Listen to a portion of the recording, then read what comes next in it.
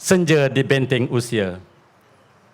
Pokok ubi, durian Belanda, lengkuas, remunggai, limau, rambutan, dan hujan merenyai tatkala burung gembala kerbau berciapan. Sayup-sayup suara emak di dapur merebus keledek di dapur kayu, tapi sekejap saja, selebihnya dibawa asap jauh ke hujung kenangan.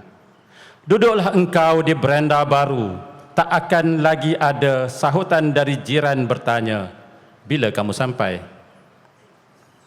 Matahari semakin jauh meninggalkan teja, senja menapak perlahan dan ada pesan di bawahnya.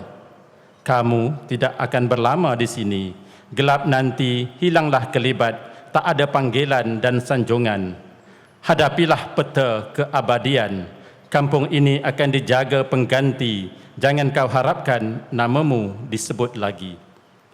Kelicap berceridau di dahan belimbing, angin mati, langit bercorak kelabu.